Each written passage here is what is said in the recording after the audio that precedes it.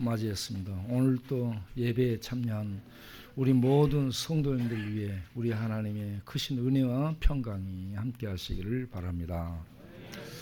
새 영을 부어주시고 새 마음을 갖게 하시고 새 뜻을 품게 하셔서 하나님의 영광을 위한 새 뜻을 가지고 주의 능력 속에 나아가는 새해가 되기를 바랍니다.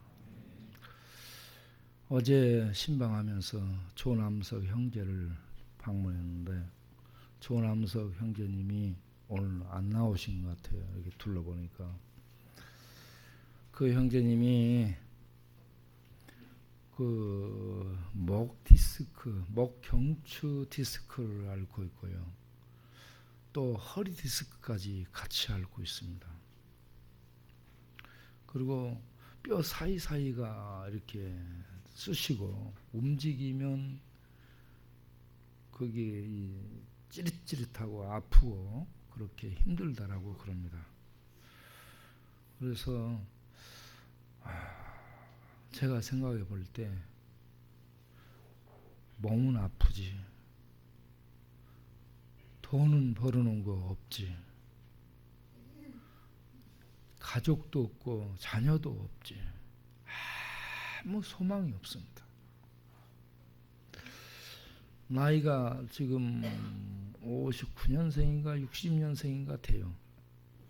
그래서 이제 50대 후반인데 어떻게 뭔가 살아볼 그 의미가 없고 살 어떤 가치가 없는 그런 상황이라고 볼 수 있어요. 그래서 지난번에 갔을 때 문도 안 열어주고 그때는 제초제를 사놓고 먹고 죽으려고 맘먹고 있었거든요. 그래서 저희들이 기도하고 그렇게 도울 부분을 돕고 해서 교회에 나오시게 됐습니다. 저는 교회에 잘 나오고 계셔서 이제는 마음이 풀어졌나 보다 하고 어제 방문해가지고 그 제초제 버렸냐고 물어봤어요. 그랬더니 제초제 버렸대요. 그럼 이제 됐겠구나. 그랬더니 그런데 목사님 다른 계획을 가지고 있습니다. 뜨끔했어요. 아니 그 계획이 뭐냐고 물어보니까 아무 말 안 해요. 그러면 다른 계획이라는 것이 죽겠다는 얘기입니까? 그러니까 죽을 계획이라는 얘기요. 달리. 그래서 그 제초제는 버렸지만 다른 방법으로 죽겠다라는 이 생각을 갖고 그걸 실행하려는 그런 눈빛이었습니다.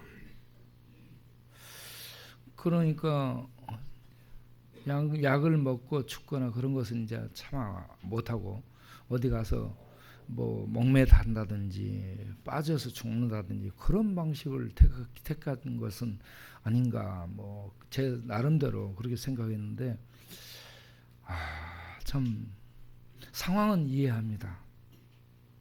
상황은 이해하는데 그러나 송명이 같은 사람을 생각하면요 우리들이 희망을 가질 수 있거든요.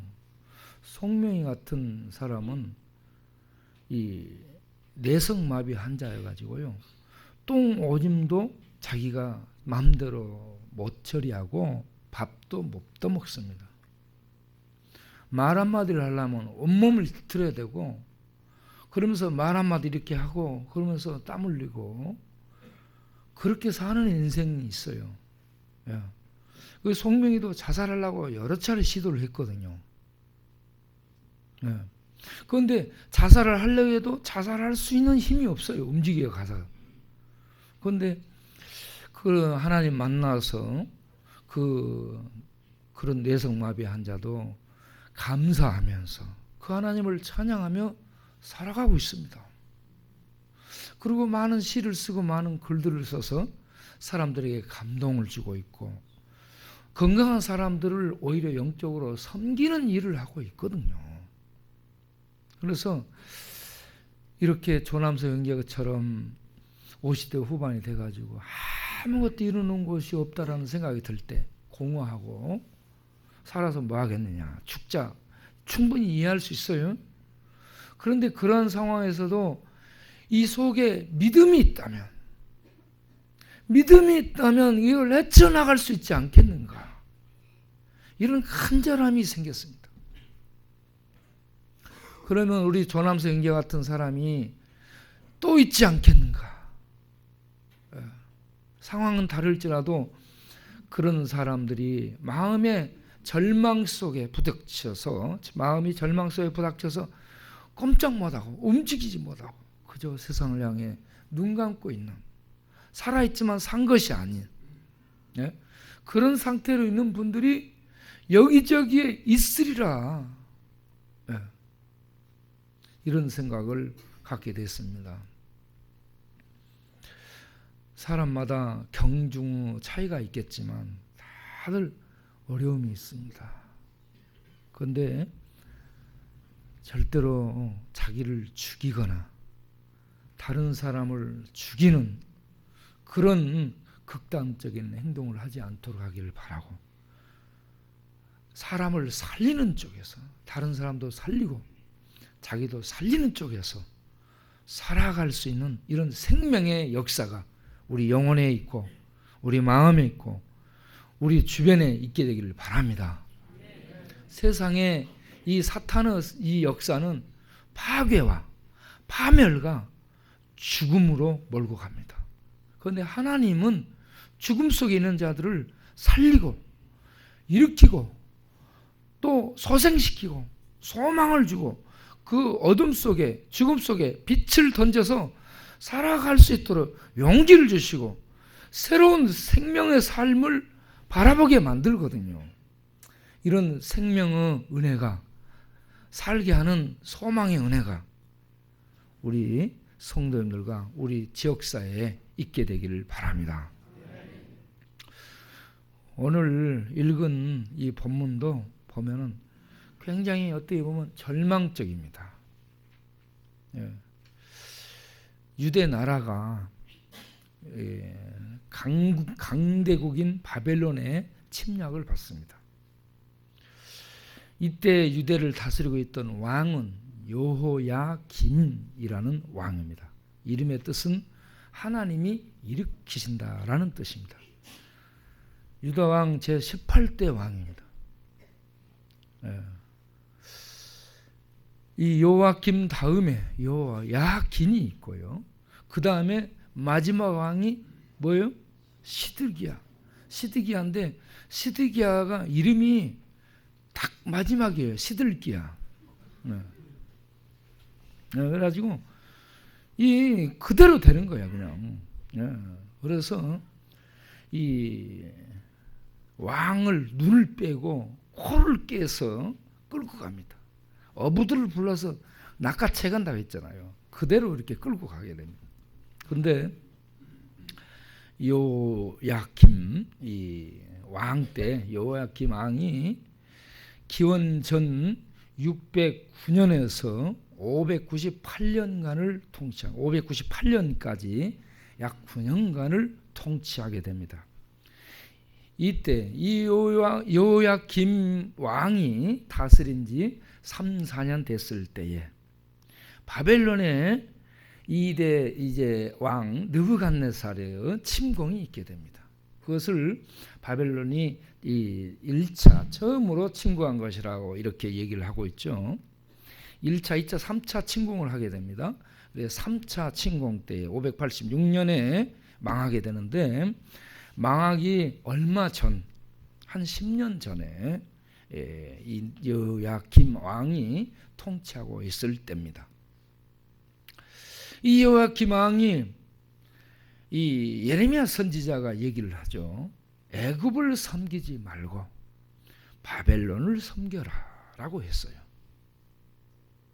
그런데 이 왕은 하나님의 종의 말을 듣지 않고 친애굽 정책을 쓰게 됩니다. 애굽을 섬기고 애굽하고 친교를 맺고 애굽에 의지를 하게 됩니다. 선지자들을 통해서 하나님이 애굽을 의지하지 마. 바벨론을 가까이 해라라고 얘기합니다. 그런데 이 왕이 말을 듣지 않아요. 그래서 바벨론의 느부갓네살 왕이 1차 침공을 하게 됩니다.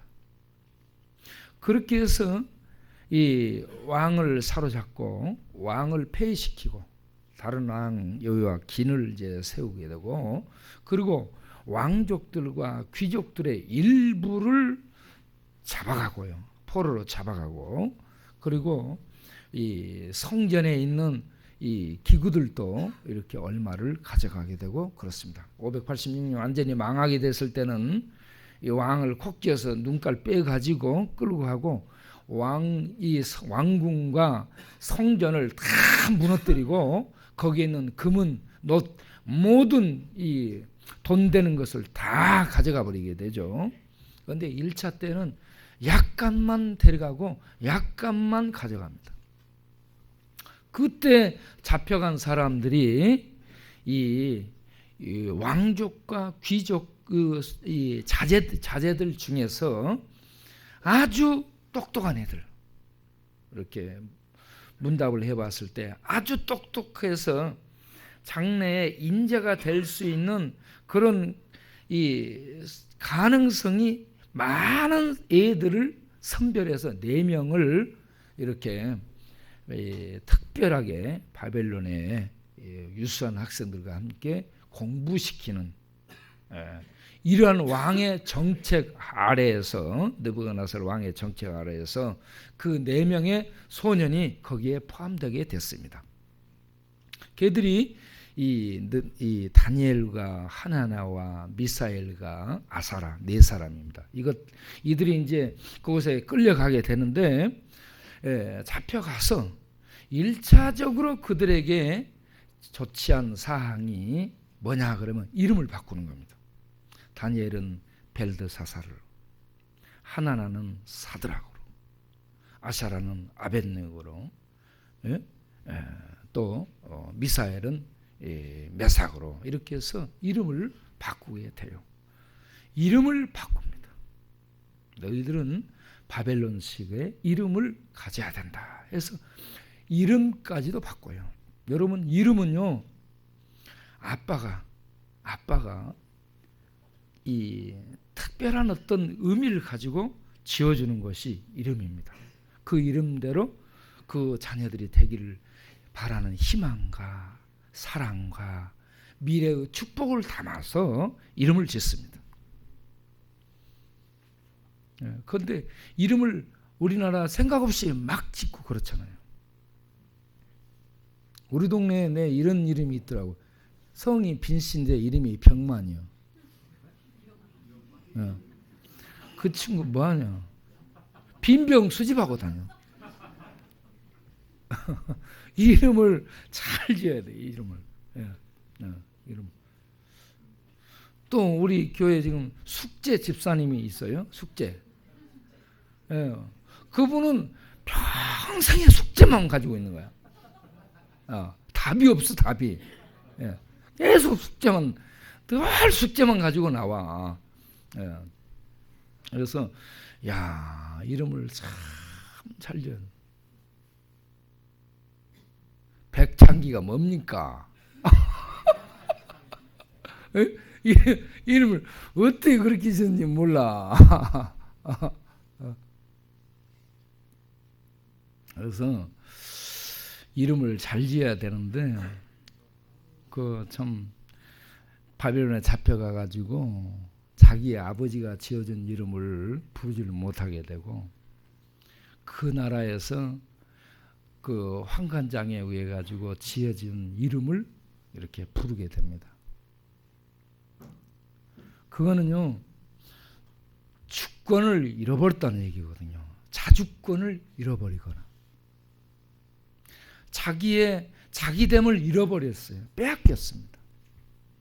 그러니까 이름까지도 저쪽에서 전부 바꿔버렸다는 것은, 이거는요, 이 자기 어떤 이 자주권을 다 잃어버린 상태. 우리나라가 일제시하에서 이 성도 이름도 다들 이렇게 바꾸게 되고 그러게 되잖아요. 그런 상황과 똑같습니다.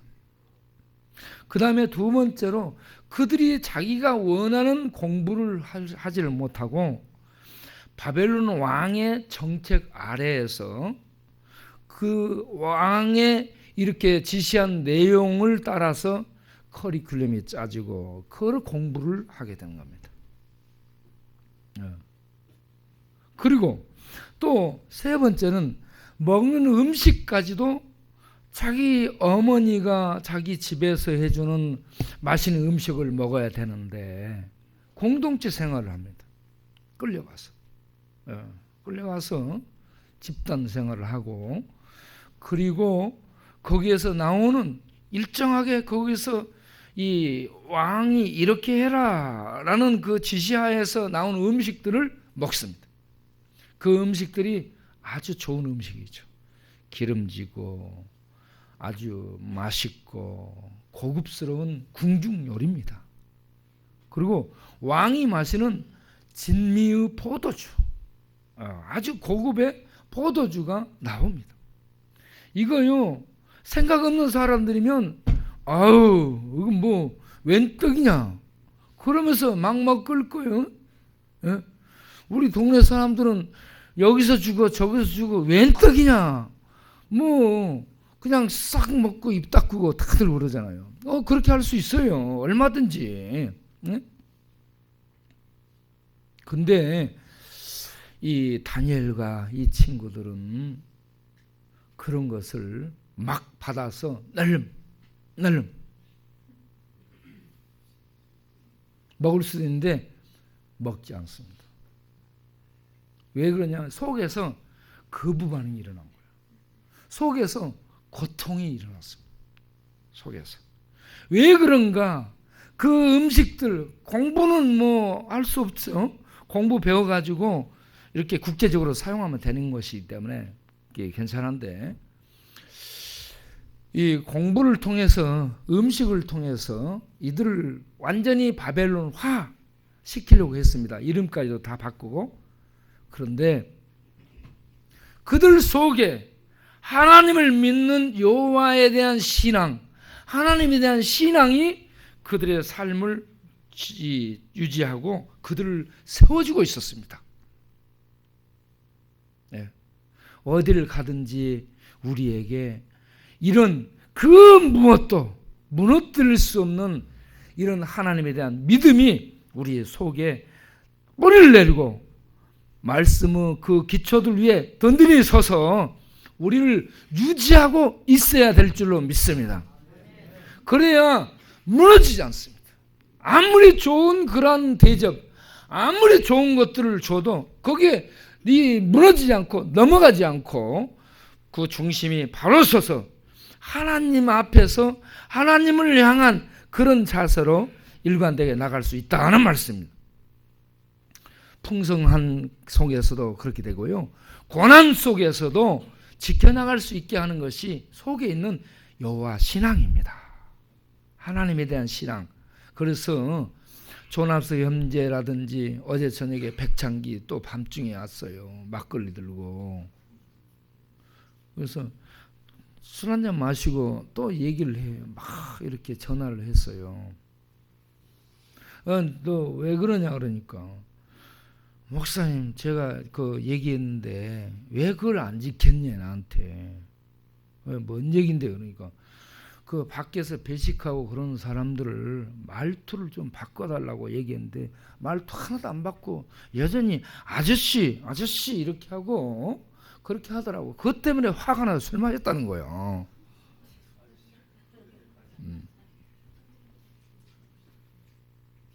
그러니까 여러분, 술 마실 때가 되면 쓸데없는 아무것도 아닌 것을 핑계를 대가지고 갖다 붙여 술 마시는 겁니다. 기분 좋으면 좋아서 마시고요, 기분 나쁘면 나빠서 마시고, 좌우지간 이유를 붙여서 마시게 되는 거예요. 이게 뭐냐? 이 속에 이 말씀에 기초한 여호와 신앙이 없어서, 하나님에 대한 믿음이 견고히 서지를 못해서 조금만 못하면 이렇게 저렇게 이유를 대가지고 그걸 넘어가는 거예요. 그런데 오늘 읽은 이 말씀을 보면요, 얘들이 나이가 15살에서 20살 미만입니다. 어린 나이예요.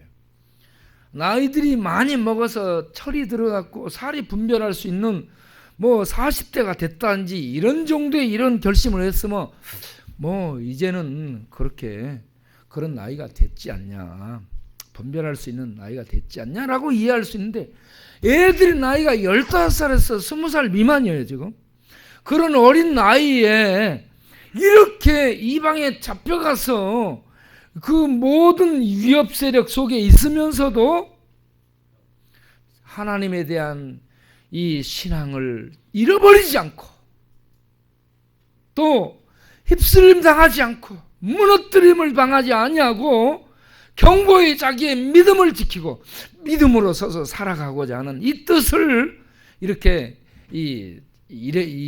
실행이 나가는 것을 볼 때에, 야, 오늘날 이 시대에 우리들에게 정말 이런 믿음이 필요하지 않냐. 이 소년들의 이러한 믿음, 왕이 잘못해가지고 자기네들이 이 포로로 잡혀가서 지금 이렇게 가족들과도 헤어지게 됐고, 자기 이름도 부르지 못하게 되고, 아버지 어머니 사랑도 못 받게 되고, 그리고 자기 말로 글도 못 배우고, 자기가 먹고 싶은 것도 못 먹고, 그런 상황에서도 이렇게 하나님에 대한 믿음을 저버리지 않고 꿋꿋하게 믿음으로 서서 그 믿음을 지켜나가는 이러한 모습을 볼 때에, 오늘 우리 이 성도님들이, 한국교회 성도님들이 이러한 자세를, 이런 믿음을 배워야 되지 않겠는가. 할렐루야. 유혹 많은 세상입니다. 유혹이 많은 세상. 이런저런 유혹이 너무 많고 가치체계가 아주 혼란스럽습니다. 예? 그래서 믿음을 그냥 가졌는지 안 가졌는지 모를 정도로 이렇게 살아가는 세상인데, 이 소년들은 분명한 믿음을 가지고 탁 서서 그렇게 살아가는 모습을 볼 때에 박수치고 싶습니다. 이 소년들에게 박수치고 싶고, 우리들이 이 소년들을 선생으로 해서 강의를 듣고 이 소년들에게서 어떻게 믿음을 실행해 나가야 될 것인가를 듣고 배워야 되리라라고 생각을 하는 것입니다. 어른들만 선생이 아니고 소년들이 선생이 되고요, 애들이 선생이 되고 그렇습니다. 우리는 사람들에게서 늘 배울 수 있는 겸손한 자세를 가져야 될 줄로 압니다. 그런데 이 소년 다니엘과 그 친구들이 왕의 진미와 포도주를 왜 거부하게 됐는가, 그 이유를 알아야 됩니다. 그걸 가만히 이렇게 음식을 먹다 보니까 이 음식을요, 왕이 그 바벨론 신을 벨이라고도 하고 다른 말로 말뚝이라고도 합니다. 말뚝신이에요. 말뚝. 알죠? 말뚝 신에게 제사를 먼저 드리고 제사 드리는 음식들을 전부 먹게 하는 거예요. 예?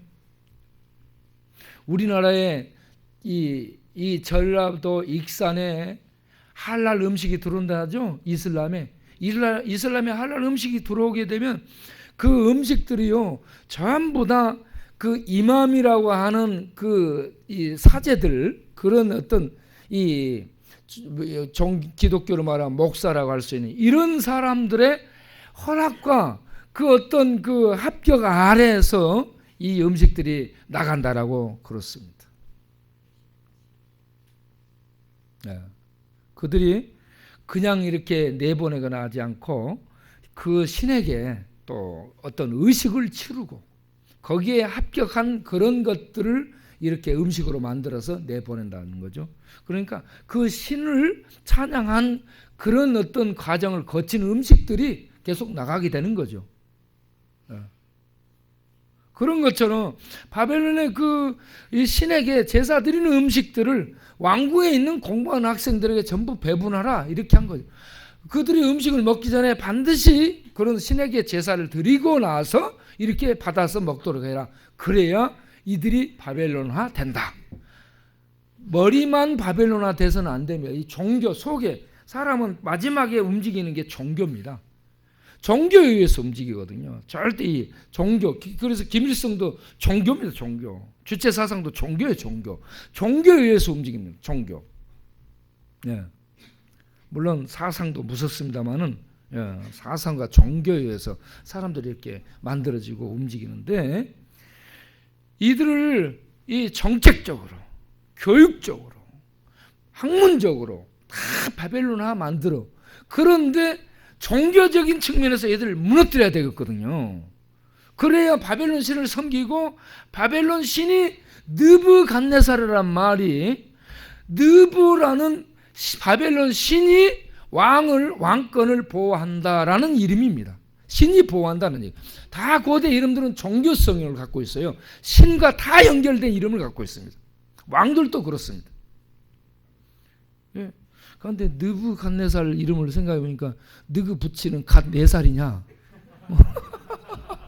갓 5살이면 더 무슨 뭐 이런 생각이 들었습니다. 네. 예. 좌우지간 느부갓네살이 이렇게 이 바벨론의 신이 왕권을 수호하고 지켜준다라는 것이기 때문에 신과 연결되어 있습니다. 신. 그래서 그 신에게 제사 드리고 왕권을 유지해 나가겠다는 얘기죠. 그래서 이 다니엘과 그의 친구들이 야, 이거 보니 왕의 그 명령을 따라 신에게 제사 드리는 음식인데 우리는 여호와 하나님을 섬기는데 그 우상 앞에 이 제사를 드린 이것을 우리가 먹는 것은 우상의 예배에 우상을 섬기는 그 의식에 참여하는 것이 되니까 우상을 영광스럽게 하는 것이 아니냐. 그러니까 우리가 이 음식을 먹지 말자. 우리는 하나님을 섬기는데 이걸 어떻게 먹을 수 있겠느냐. 그렇게 가지고 그 왕의 진미와 포도주를 안 마시기로 뜻을 정하게 되는 것입니다. 결국은 우상 숭배를 배격하고 나는 오직 여호와 하나님만을 섬기는 믿음으로 살겠노라. 오늘 이 성가대 찬양이 참 이게 오직 믿음으로 살겠다는 거. 언제 내가 얘기를 안 했는데도 이게 다 이렇게 통해가지고 오직 믿음으로 살겠다는 찬양을 한 거예요. 네. 여러분 오직 믿음으로 새해는 살 수 있기를 바랍니다. 결심을 하시기 바랍니다. 뜻을 정했다는 말은 결심했다라는 얘기예요. 예? 내가 하나님을 믿고 예수님을 그리스도로 믿고 내 주님으로 믿고 섬기고 나아가는데 금년에는 무슨 일이 있더라도 주일은 내가 빠지지 않고 나오겠습니다. 이 결심을 하시기 바랍니다. 이 결심을 하지 않으면 힘든 일이 생기면 주일 빠지게 되는 거예요. 예. 여러분 주일을 꼭 지키도록 하시기 바랍니다. 하나님께 예배 드리는 것이 하나님께 제사 드리는 거예요, 여러분.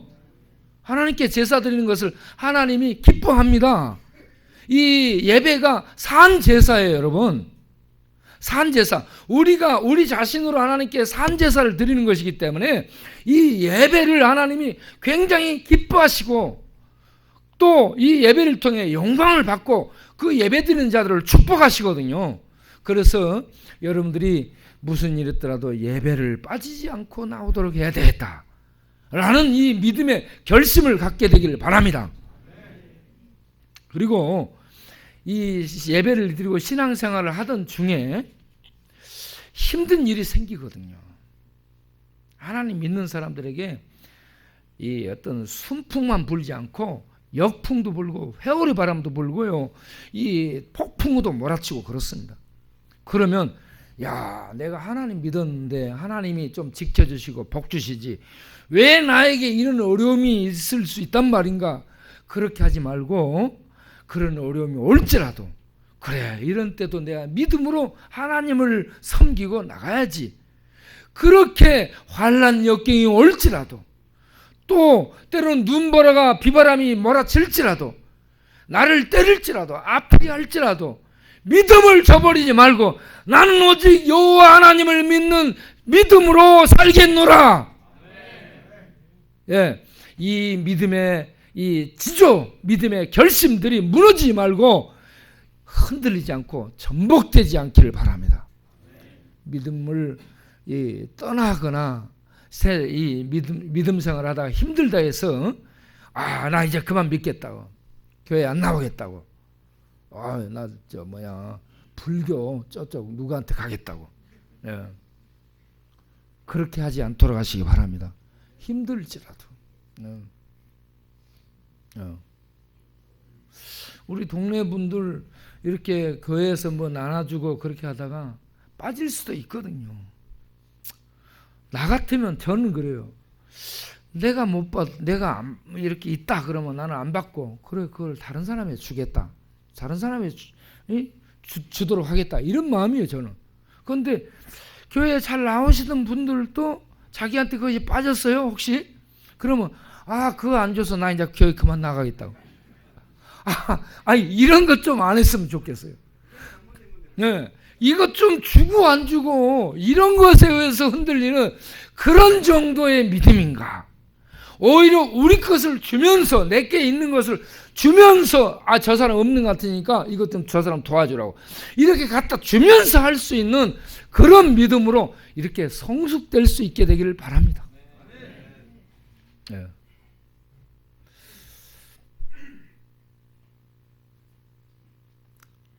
올해 그리고 우리가 이런저런 이 중독이라든지 이런저런 이 악습들, 굳어진 어떤 악습들이 있습니다. 중독은 악습이에요. 악습.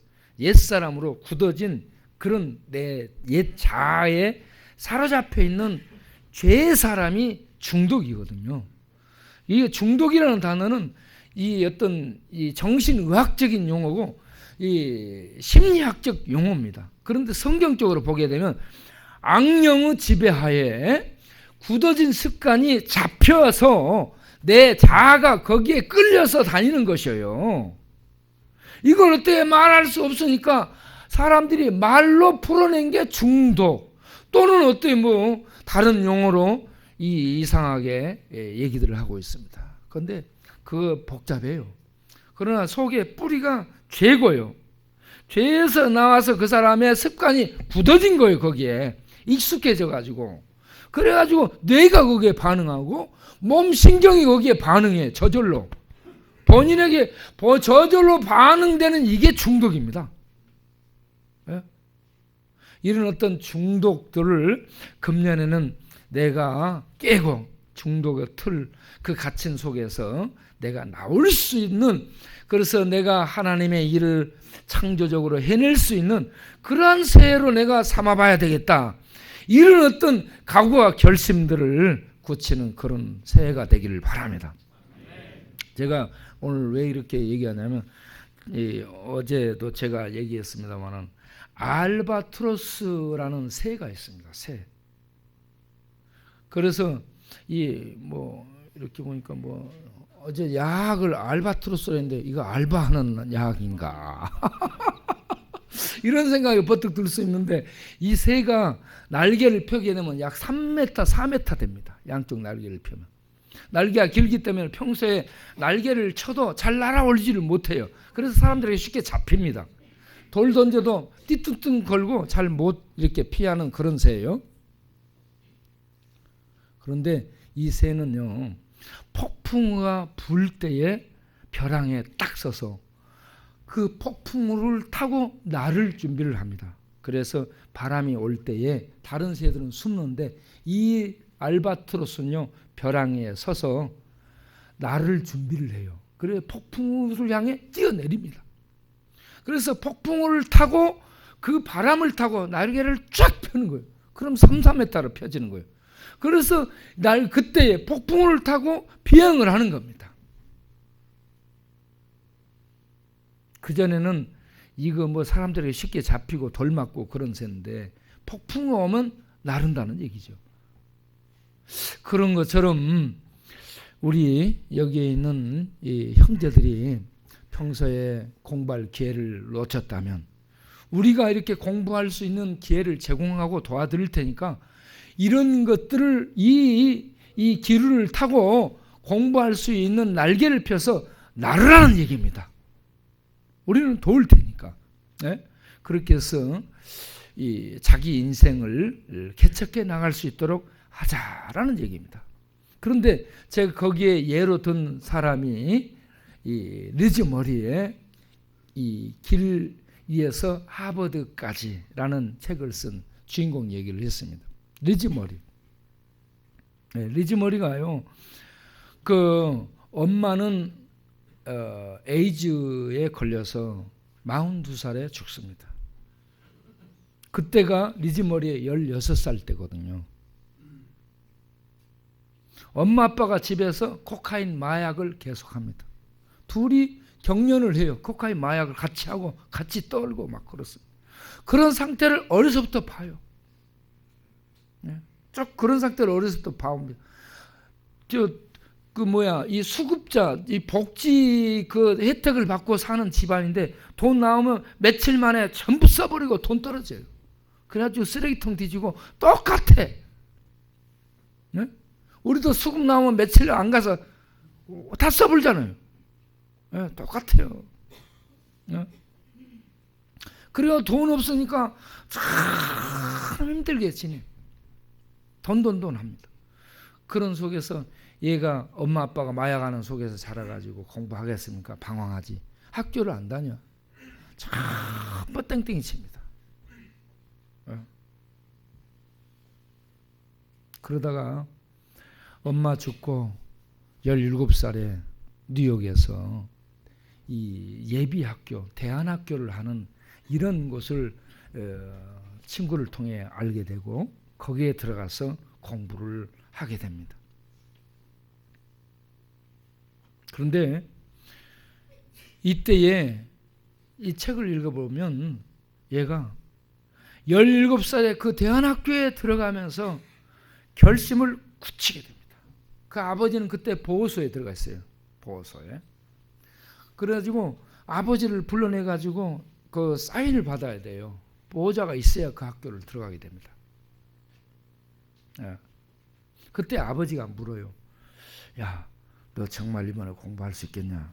그러니까 이 리즈머리가 예, 아빠, 나는 이번에는 무슨 일 했더라도 공부를 할 거야 라고 결심을 합니다. 여러분, 알바트로스라는 새가 폭풍우가 올 때에 이번에 내가 뛰어내려야 되겠다 하면서 딱 결심하고 그 바람을 타고 뛰어드는 것처럼 사람에게 기회가 오면은 뛰어내릴 수 있는 그런 용기와 각오, 결심이 있어야 된다는 말씀입니다. 예. 믿음으로 내가 살아봐야 되겠다. 이제 남은 생에 믿음으로 살아야겠다. 결심도 해야 되고 공부를 해야 되겠다. 결심도 해야 되고. 그런데 생각만 하면 안 되고 용기를 가지고 자기를 거기에 던져야 된다는 얘기입니다. 이게 결심과 함께 자기를 던져야 돼요. 결심. 내가 이번에 꼭 공부를 해봐야 되겠다. 힘든데 그동안 공부 하나도 안 했는데 어떻게 하지? 그래도 힘든 그곳에 도전하는 겁니다. 힘든 그곳에 도전하는 거예요. 그런데 공부를 하러 다니는데요, 굉장한 유혹을 받습니다. 친구들하고 뉴욕 거리를 돌아다니고 맨하탄으로 해서 여기저기 무임승차하고 돌아다니는 이런 것들이 굉장히 막 유혹이 와요. 친구들하고 같이 어울려 돌아다니면서 못된 짓거리 하는 이런 유혹들이 막 이렇게 몰려오는데 공부하러 들어가면서 상상을 해요. 내가 성적표는 그전에 성적표는요, 학교 다니다 만 성적표는 전부 F예요. 전부 F. 그런데 이번에는 내가 공부해서 전부 올 A를 받아야 되겠다. 성적표에 올 A가 나온 것을 딱 연상을 한 거예요. 그래가지고 공부하는 도중에 친구들이 이렇게 유혹을 합니다. 놀러 가자고 막. 그런데 가고 싶어요.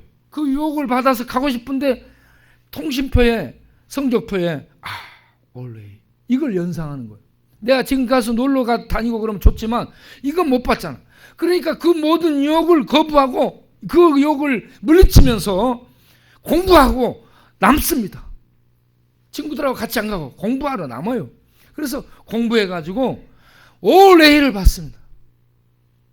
4년 만에 고등학교 과정을 마쳐야 되는데 2년 만에 마치고 우수한 성적으로 하버드대에 입학을 하게 되고, 그리고 뉴욕 타임스 그 장학금을 받는 그러한 이 특별상을 받는 아이로 선정을 받게 됩니다. 그렇게 해서 인생이 풀리게 되거든요. 여러분, 이렇게 내가 공부해야 되겠다라는 결심, 내가 이렇게 믿음으로 살아야 되겠다라는 결심, 이 결심을 굳히시길 바랍니다. 그리고 결심만 갖고 안 돼요. 가다 보면 유혹 바람이 분명히 오는데 그 유혹의 바람을 이길 수 있어야 됩니다. 요셉도 보디발 집에 아내가 유혹을 하는 이런 유혹이 있었습니다. 그 유혹을 물리치지 않습니까? 여호수아도 가나안 땅에 들어가서 가나안 땅에 이런저런 신들의 유혹을 받습니다. 그때 여호수아 24장 2절을 보게 되면 그가 세겜에 백성들을 모아놓고요, 나와 내 집은 여호와 하나님만을 섬길 것이다. 너희들 오늘날 선택할 신을 택해라. 강저편의 신이든지 가나안 땅의 신이든지 아니면 여호와든지 너희들이 택할 자를 선택해라. 그러니까 백성들이 우리도 다 여호와를 섬기겠습니다. 하나님을 섬기는 일에서 결단코 돌아서지 않을 것입니다. 하나님을 알고 광야에서 나왔던 그런 하나님 백성들은 전부 하나님을 믿겠다라고 그렇게 얘기를 합니다.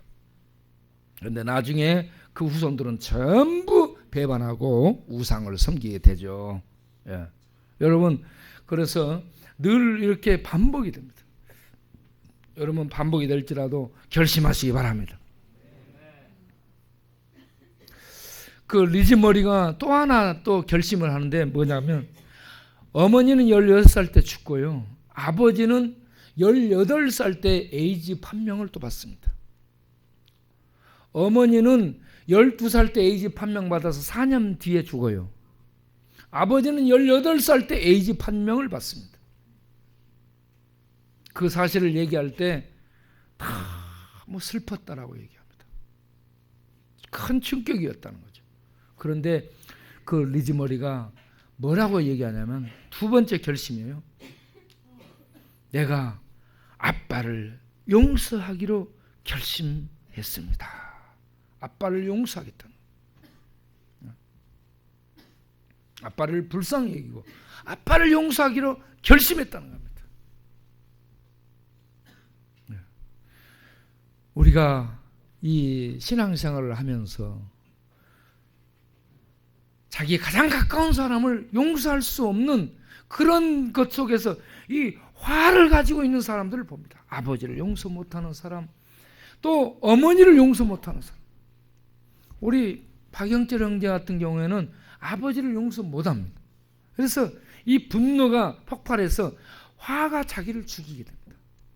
동네 다리 밑에 있었던 용길이라고 있어요. 그 친구는 자기 어머니를 용서를 못했습니다. 어머니가 자기 세 자녀를 놔두고 다른 남자한테 시집을 가버렸어요. 그런 엄마가 세상에 어딨냐? 그것도 엄마냐? 막 그러면서 눈을 부릅뜨면서 나한테 성기를 냈습니다. 네? 치아 엄마한테 성기를 내야 되는데 나한테 성기를 내고요. 그건 내가 전도하러 갔다가 번번이 욕먹고 나왔어요. 계속 당하고 그 앞에 가서는 할 말 없어요. 눈에 불이 들어요. 눈에 불이. 막 죽일 것 같아요. 그냥 가만히 있어요. 그럴 때는. 그런데 나중에 간경화 걸려가지고 배 복수가 이렇게 차오고 죽어가게 됩니다. 그래서 내가 계속 찾아가서 전도하고 기도해주고 그러니까 울어요. 나중에는. 울면서 예수님을 영접하겠습니다. 그래가지고 예수님을 영접하시고 그러고 나서 얼마 있다가 강경화는요 금방 죽습니다. 그렇게 해서 젊은 나이에 한 40 됐을까 39살일까 이런 정도 나이에 죽었습니다. 거기도. 예. 이렇게 가장 사랑하는 아빠, 가장 사랑해야 될 엄마, 이 속에서 이걸 풀지를 못하고 속에 불을 담고 있는데 이 불이 먼저 자기를 태워서 다 죽여요. 예?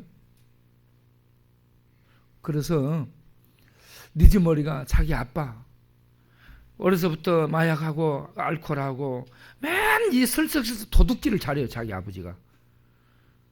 예, 도서관 가서도 책을 빌리는데 항상 다른 이름으로 책을 빌려. 늘 다른 이름으로 바꿔요. 그러니까 책 빌려오면 한 번도 갖다 준 적이 없습니다.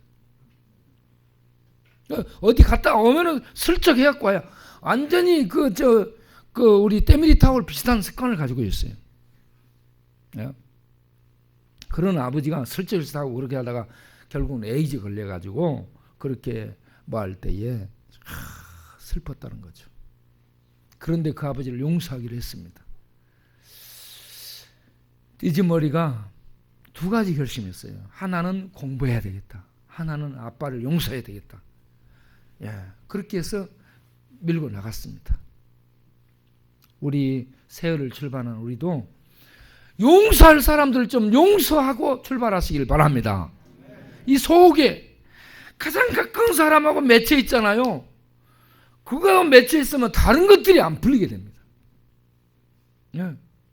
그래서 사람은 죄인이니까 다 그럴 수 있다라고 생각하시고 용서해 주실 수 있기를 바랍니다. 나도 다른 사람을 용서 못할 수도 있고 잘못할 수 있는 것처럼 아빠 엄마의 실수와 가장 가까운 사람들의 실수와 이런저런 이 맺힌 것들을 풀어버릴 수 있도록 주의 이름으로 용서해 주고 갈 수 있도록 내가 용서하기로 결심한다. 용서해 주겠다. 이렇게 해서 거기에서 자유를 얻고 출발할 수 있기를 바랍니다. 새해 다니엘처럼 우리가 몇 가지 결심하고 갑시다. 어떤 상황에서도 여호와 하나님을 섬기겠다. 그리고 금년에 주일은 내가 무슨 일이 있다도 예배드리러 나온다. 에? 그리고 이런저런 중독에서 내가 벗어나는 해로 만들어 보자. 그리고 이런저런 맺힌 사람들에 대해서 마음에 있는 어떤 맺힘을 풀고 용서를 베풀고 용서를 선언하고 용서해주고 가자. 그게 하나님 영광을 위하지만 나를 위해서 그렇게 하도록 하자. 이러한 결심 속에 새 출발하는 우리 모두 될 수 있기를 바랍니다. 기도하겠습니다.